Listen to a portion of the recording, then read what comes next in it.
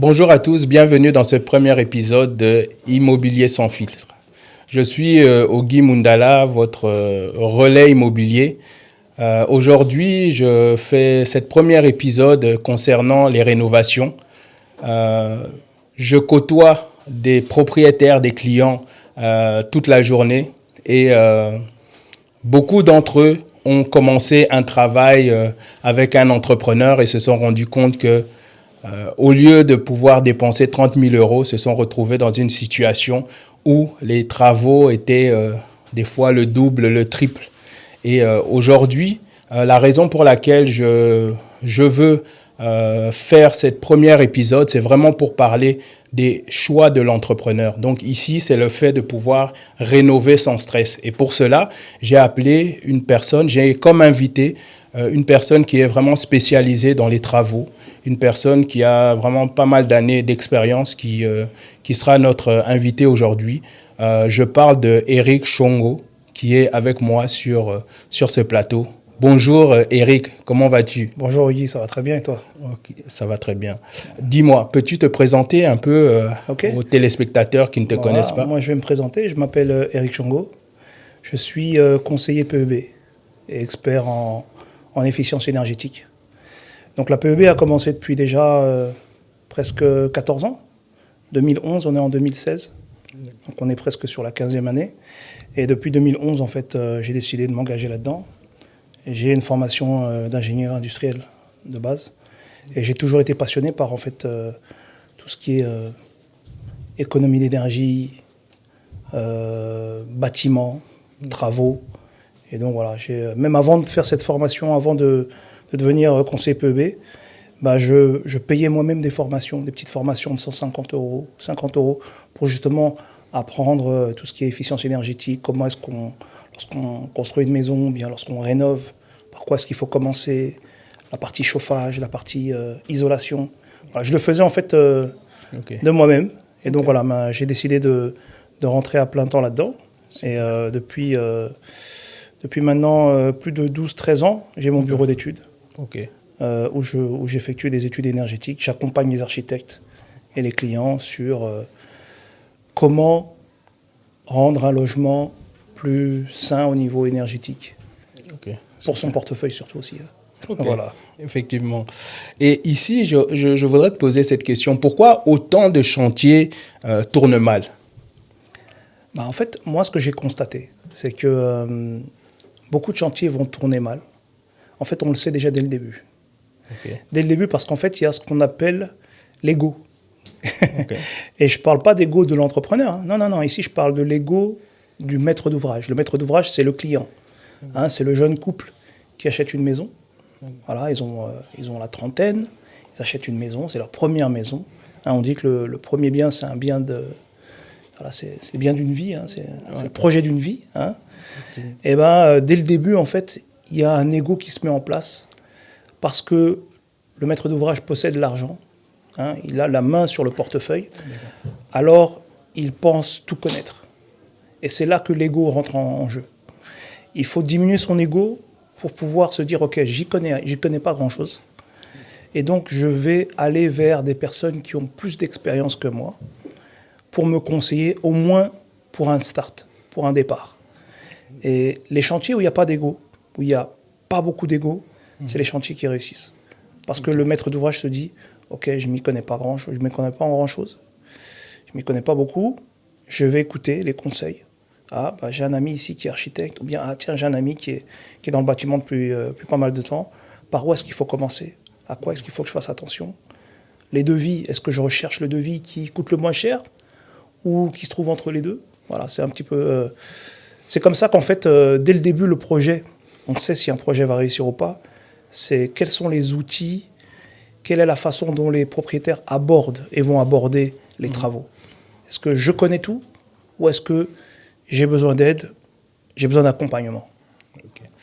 C'est vrai que quand tu parles, ça me rappelle aussi notre deuxième acquisition avec mon épouse où je me suis dit je vais faire des économies et je vais le faire tout seul. Et je me suis retrouvé avec un chantier qui était censé être de 3 mois qui est parti sur plus de 6 mois. Et j'ai dû changer 3 fois d'entrepreneurs. Maintenant, ma question, c'est quelles sont les erreurs les plus fréquentes, d'après toi, chez les jeunes acquéreurs ou Ouais, voilà, on va se mettre dans le cas de deux jeunes, on va passer concret, on va se mettre dans le cas de jeunes couples qui se mettent ensemble, ils achètent leur premier bien. Bon, il y en a qui ont déjà bricolé, hein, tout le monde a déjà bricolé, peinture, etc. Les premières erreurs, c'est ça les premières erreurs. Hein.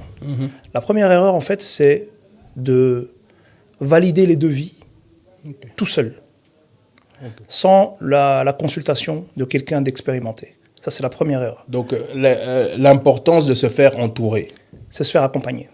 Il faut pas... Vous savez, il y a un exemple qui est pertinent, c'est que on a tous pris un billet d'avion parce qu'on avait un week-end, on voulait passer un week-end à deux avec madame.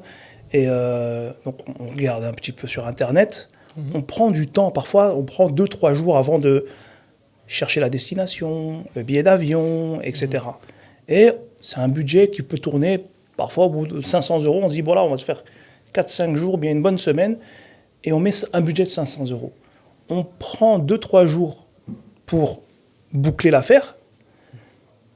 Alors, on parle de 500 euros. Ouais. Mais pour une maison où il y a 50 000 euros de travaux, 100 000 euros de travaux, parfois même plus, eh ben, on se fait confiance à soi-même. C'est-à-dire qu'on compte que sur soi. Alors que on a besoin d'assistance. D'ailleurs, quand vous allez sur Internet et que vous voulez prendre un séjour, il y a plusieurs sites qui vous facilitent la vie. Pourquoi pas se le faire en temps réel? C'est-à-dire prendre quelqu'un qui va vous accompagner en disant « Ok, il faut commencer par A, et ensuite B, et ensuite C. » Et d'ailleurs, le devis que vous avez ici, il manque ceci, il manque cela, il manque cela. Parce qu'en fait, ce qui va nous intéresser, nous, en tant que propriétaires, en fait, on ne regarde que l'enveloppe. On ne regarde que le budget. Ouais. Et on va au moins cher. Si. On veut plus vite et au moins cher. Le fait justement, quand tu parles de moins cher, ça me rappelle une expérience que j'ai vécue où j'ai fait faire une salle de bain. J'étais étonné de voir l'entrepreneur qui m'avait proposé cela, qui était disponible directement et qui m'a proposé un prix, vraiment c'était je pense le tiers du devis que j'avais. Et il y a quelques mois, j'ai dû refaire refaire toute la salle de bain parce qu'ils n'avaient pas mis d'isolant au niveau des murs, ce qui fait que ça a pénétré, l'humidité a pénétré. Mais ici, de par ton expérience ici, qu'est-ce que tu pourrais, quelle est l'expérience ou qu'est-ce que tu as vu comme erreur qui a coûté le plus la première erreur, c'est comme tu l'as dit, être pressé. Il n'y a aucun projet qui aboutit correctement dans la précipitation. Okay. Oui, il y a des échéances, il faut s'installer, etc. Mais il n'y a aucun projet qui aboutit dans la précipitation. La première erreur que tu as mise en avant, c'est que tu as trouvé un entrepreneur qui était tout de suite disponible. Mais écoute-moi bien, un entrepreneur qui est tout de suite disponible, c'est quand même suspect. Tu vois, ça veut dire qu'en fait, il faut se poser des questions. Pourquoi est-ce qu'il est tout de suite disponible? Alors que les entrepreneurs, ils ne vont jamais te dire « je peux passer demain ou dans une semaine ». Ils vont planifier parce qu'ils ont un planning. Ils vont te dire « non, écoute, je suis occupé sur tel projet, dans 3 semaines, on peut se voir pour éventuellement commencer dans 1 mois et demi, 2 mois ». Et ça, déjà, c'est la première alerte. C'est la disponibilité de l'entrepreneur. 2, quand je lui demande un devis, quand il arrive sur chantier, il faut regarder son comportement. Est-ce qu'il note? Est-ce qu'il écrit? Est-ce qu'il vous pose des questions? Ou alors il dit oui et amen à tout ce que vous dites? Ça, c'est la deuxième grosse erreur. Parce que s'il ne note pas, il fait que de hocher la tête en disant oui, je suis capable de le faire, je suis capable de le faire. Il faut savoir une chose, c'est que aucun entrepreneur est capable de gérer un chantier tout entier. C'est-à-dire qu'il y a un entrepreneur, il va être spécialisé dans un domaine. Et parfois, il va sous-traiter. Et donc là, si je reviens à la première question que tu poses, c'est la première grosse erreur, c'est de ne pas être trop pressé. Et de regarder au niveau de la disponibilité de l'entrepreneur. S'il accepte tout de suite, vite, c'est qu'il veut peut-être vous intercaler entre 2 chantiers. Et en général, ce n'est pas bon. Et maintenant que tu nous as donné justement ces points qui peuvent permettre à un jeune propriétaire ou un investisseur de ne pas perdre de l'argent, ici, quels seraient ici, selon toi, les critères pour choisir un bon entrepreneur maintenant? Les critères, en fait, il y en a plusieurs. Et qu'est-ce qu'est un bon entrepreneur, en fait aussi. Ok, alors, déjà, il n'y a pas de bon entrepreneur. Pourquoi? Parce qu'en fait, il n'y a même pas de bons clients. Il n'y a même pas de bons propriétaires. Il faut déjà accepter que soi-même, on n'est pas parfait, on ne connaît pas tout. Donc, exiger d'un entrepreneur qui connaisse tout et qui vous livre tout, c'est déjà une erreur. Le bon entrepreneur, ça va être un entrepreneur, je l'ai dit tout à l'heure, déjà, qui va prendre rendez-vous avec vous, qui va être à l'heure, qui ne va pas reporter 36 fois le rendez-vous, qui va venir en notant. Et quand il va noter, vous allez voir qu'il vous pose des questions. Parce que souvent, quand vous voulez une salle de bain rénovée, vous allez dire juste salle de bain rénovée. Si lui, il écrit sur son devis salle de bain rénovée, première alerte. Il faut fuir. Il faut déjà mettre une petite sonnette d'alarme. Okay. Parce que dans la salle de bain rénovée, quels sont les détails? Est-ce que le carrelage doit rester? Est-ce que vous allez refaire le parquet? Est-ce que vous allez refaire la tuyauterie? Est-ce que vous allez mettre une baignoire, une douche, les luminaires? Donc, s'il ne détaille pas tout cela sur le devis, chaque ligne doit être détaillée. Et ensuite, ça va être très simple. Vous allez lui laisser une colonne et il va remplir les prix. Normalement, en fait, l'idéal, ce serait qu'avant que l'entrepreneur arrive, vous ayez déjà votre maîtrise. On va rentrer dans un terme technique. Les architectes appellent ça un maîtrise. C'est tout simplement une liste des travaux, mais bien détaillée. Et à la suite de ça, vous donnez ce maîtrise à l'entrepreneur et lui doit simplement compléter ses prix en face de chaque ligne. Mais comment faire quand on est un jeune propriétaire? Comment faire pour avoir cet outil, justement? On va revenir dans ton exemple. Moi, justement, avec l'expérience que j'ai, personnellement, j'ai assisté mon épouse, on a ouvert 3 salons de coiffure. Et je me suis occupé des travaux des 3 salons de coiffure. Je ne m'y connais pas en coiffure, mais par contre, quand je recevais l'entrepreneur, j'avais pris du temps pour être sur place et j'avais détaillé chaque élément que je voulais. Donc, je demande à mon épouse, qu'est-ce que tu veux, à quoi tu veux que ton salon ressemble? Elle me décrivait son salon. Il faudra 2 prises ici. Pas une, mais 2. Et donc, je notais élément par élément. C'est-à-dire, poste par poste. Poste électricité, qu'est-ce qu'il faut dans la pièce en termes d'électricité? Poste parquet, poste sol, peinture. Et donc, plus vous détaillez votre poste, les postes, au mieux c'est et au moins il y a d'ambiguïté. Donc ça, c'est la première chose à faire. Maintenant, si vous ne savez pas le faire, parce que la plupart des gens ne savent pas faire. Oui, il faut quand même une certaine compétence pour pouvoir le faire. Il faut une compétence. C'est pour ça qu'en fait, j'ai mis en place, et bientôt je te l'enverrai, c'est un e-book qui sera disponible. Où en fait, moi je ne me situe pas comme je ne suis pas un architecte. Je suis quelqu'un qui a de l'expérience, plus de 15 ans dans les travaux. Et j'ai vu que les premières erreurs qui coûtaient cher, comme tu l'as dit tout à l'heure, c'est le début. C'est le commencement. Comment commencer vos travaux? Sur base de quoi? Quels sont les outils sur lesquels vous allez vous appuyer? Voilà un petit peu comment il faudrait faire. Ok. Et si demain tu devrais rénover, je sais pas, ta maison où tu habites avec ta famille, tu commencerais comment? On va prendre ça veut dire qu'il y a plusieurs types de maisons. Tu peux avoir une 4 façades, une 3 façades, une 2 façades. Mais prenons le cas le plus courant, Bruxelles, Wallonie, même en Flandre, une maison 2 façades, maison mitoyenne. Okay. Vous arrivez dans la maison, les premières choses sur lesquelles il faut se concentrer, c'est pas forcément la salle de bain, c'est pas forcément une nouvelle cuisine, même si les dames, elles aiment bien avoir une nouvelle cuisine, etc. Très important, la cuisine pour les dames. C'est ce qui va sortir de votre poche, et ce qui va sortir de votre poche, c'est de l'argent. C'est-à-dire, commencez par isoler. La plupart des personnes font l'erreur de commencer par ce qui tape l'œil. Donc, c'est-à-dire un beau salon en cuir, une grosse télévision de 80 pouces, mais ils négligent le fait que l'hiver, la chaleur, 30% de la chaleur part par le toit. Donc vous ne voyez pas parce que vous êtes dans votre salle de bain ou bien dans votre salon. Mais en fait, il y a 30% de votre facture énergétique qui peut s'envoler si vous isolez pas. Donc la première chose à faire, c'est consulter un entrepreneur qui va vous donner l'état de votre toiture. Et si elle est correcte, à ce moment-là, vous pouvez commencer à l'isoler. C'est la première chose qu'il faut faire. Isoler sa toiture. Isolation du toit. isoler sa toiture. Deuxième chose, s'il vous reste du budget, vous regardez au niveau des châssis. Okay. Voilà. Est-ce que j'ai du simple vitrage? Est-ce que j'ai du vieux double vitrage? Et là, vous commencez par les châssis. Donc, toiture, châssis. Et la troisième chose, on ne va pas sur la salle de bain, on ne va pas sur la cuisine, on va sur le système de chauffage. Est-ce que j'ai une chaudière à mazout? Est-ce que j'ai une vieille chaudière à gaz? Est-ce que j'ai pas de chaudière du tout? Parce que ça peut arriver. Et là, vous vous concentrez sur le système de chauffage. Voilà. Okay. Premièrement, toiture. Deuxièmement, châssis. Parce que voilà, c'est par là que le froid peut rentrer et ça peut être très désagréable pour tout simplement les sensations. Hein. D'accord. Et troisièmement, système de chauffage. Ok, c'est noté. Donc le toit, les châssis et le système de chauffage. Ok.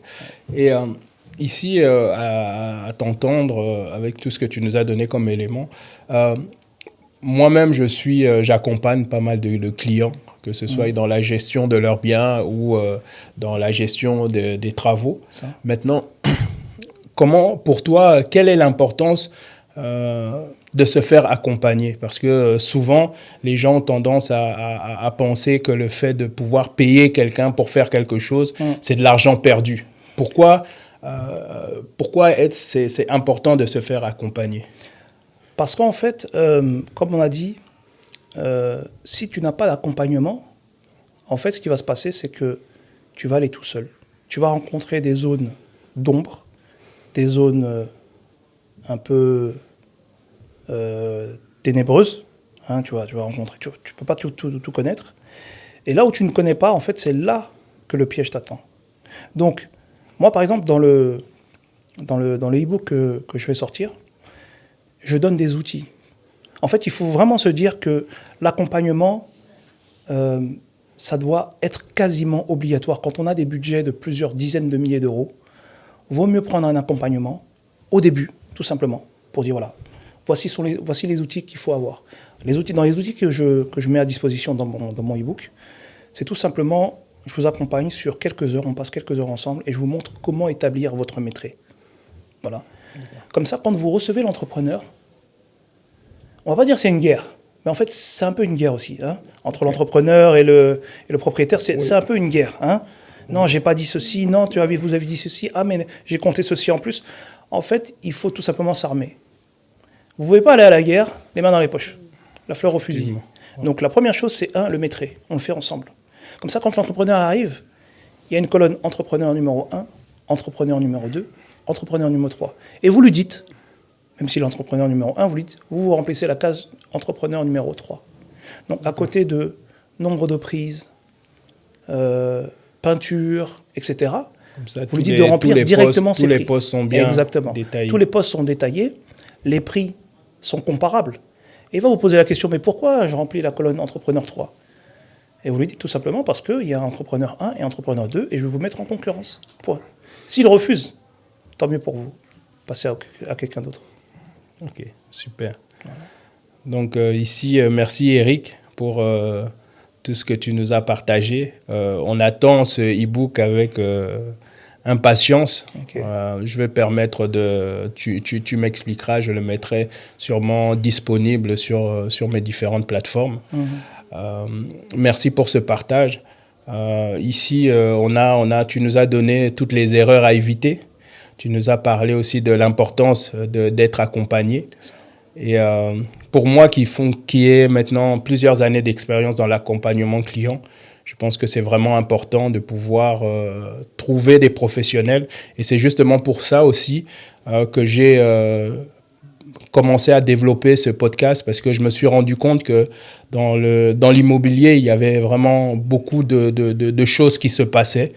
Et j'avoue que je voulais pouvoir donner des informations, des outils aux personnes qui écoutaient, parce que sur les réseaux, il y a beaucoup de choses. On voit pas mal de personnes, d'investisseurs, de courtiers qui montrent le côté, c'est vrai, le côté réussite des gros chantiers et autres, mais il y a aussi le côté où il y a beaucoup d'erreurs, il y a beaucoup de problèmes, parce que au quotidien, je suis en contact avec des clients qui viennent chez moi avec des situations dans leurs travaux, avec leurs locataires et autres.